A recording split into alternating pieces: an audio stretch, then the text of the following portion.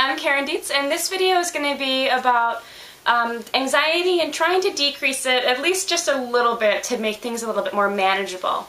So everyone's supposed to have anxiety to some degree, but it's really easy for it to start spiraling out of control and becoming overly anxious and really distressing and kind of interfering with normal daily life. So you're supposed to have some anxieties for sure to keep yourself safe, to worry about things, make good decisions, but once we start worrying about one thing, we often like to add more worries and more worries. And the problem is we add these worries, but we almost never get rid of any. So we start piling up all these anxieties on our back that we just can't get rid of, and we start feeling more and more stressed.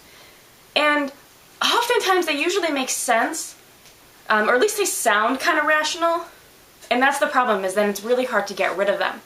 So my suggestion for this video is to challenge anxious thoughts with confident thoughts.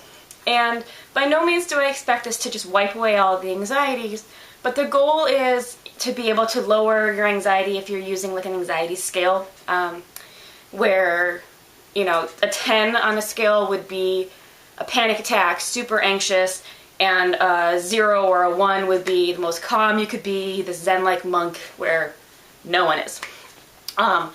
But normal would be between the 2 and 3 range, where you're somewhat worried about things, but you're able to manage it. It helps you take care of things. It doesn't get in the way. So say you're, somewhere around an 8 when you're going to the doctor. The goal would be to challenge your anxieties enough to take you down to like a 6, where things are much more manageable, but yes, it is still stressful.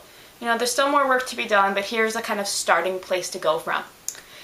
So let's use an example for how to challenge anxieties with confidence. So say you're going to go for a surgery and you're anxious about it. Well, you should be somewhat anxious to make sure that you follow through with your recommendations, that you take any medicines you're supposed to take, and you see the doctor for your follow-up. So if you weren't anxious, you wouldn't take good care of yourself. So we want that 2 to 3 range. Now, the problem is, oftentimes, and fear of doctors is really common, oftentimes it starts spiraling out of control, and we start creeping up the ladder. I'm worried about this, what if this happens? And we start thinking all these what if scenarios. So those ones are going to go very easily. Anxiety loves to run wild, and we want to be able to challenge them with a confidence, or a couple. I don't expect to be able to undo every anxious thought, but if you can find 2 or 3 things that you can reassure yourself, hopefully you can drop enough on the scale for things to be a little bit easier for you. So let's take a surgery example. We start worrying about, does the doctor know what they're doing? What if I get sicker? What if they do the wrong thing? All of these types of thoughts. What if I don't come through? So then we challenge it with statements of confidence. So you can remind yourself that I'm confident in myself. I followed all the instructions like I was supposed to do. I'm smart enough to know when there's a problem so I can follow up. I picked a good doctor in the first place. And then you can use confidences about the doctor. Well, I'm confident that they do have a degree, which means they went to school for a long time. They had to get really good grades in order to get to school, stay in school, and graduate. The doctor had confidence in them in order to hire them in the first place, so I can use that confidence too. There's confidence about the hospital. The hospital finds it very important to have a good reputation. They care about patient safety, so they're going to make sure that their doctors are good, their instruments are good, and their safety practices are good. There's so many safety implementations in place to make sure that the right procedure is done, the right tools are used, and the right follow-up care is done.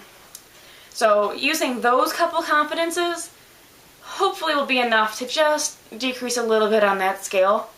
And then there's use of other coping skills, relaxation, processing, other thought challenging. But this is just one kind of subset that you can start with. So challenging an anxious thought with a confident thought. Especially if you're kind of wrapped up in anxiety, it can be really hard to think of anything you're confident in. So I definitely suggest using a friend, a family member, or a therapist, because we're very good at this, to give you some other things that you can be confident about. And we don't want to be invalidating and say, oh, there's nothing to worry about, blah, blah, don't worry about it, you're fine. Because that doesn't really make us feel better. So instead we validate, okay, your fears sound like they make a lot of sense. I understand that they're here, but here's 2 things you can remind yourself that are there to protect you, or reasons why this is going to work out okay. So I definitely encourage also using an anxiety scale, like I mentioned, to see when you are being successful with this, because then it's really rewarding and it's more likely to keep you going with this positive behavior. If you go and you do your doctor's appointment but you don't notice you feel better than usual, you're going to forget to keep challenging these anxious thoughts with confidence. But if you go and you notice, like, I'm getting better and I'm getting better, or if it's anxiety about being in school and you notice that it's a little bit easier to talk in front of your class, notice those things because it's going to reinforce your changing thinking. So again, work on challenging the many, many anxious thoughts with 1, 2, 3 confidences, just to take you down a little bit, and then give yourself a lot of credit when it works. So if you try this and it works, or if you're struggling with it, definitely send me an email or a comment on this post. My email is scheduling@KarenDietzTherapy.com.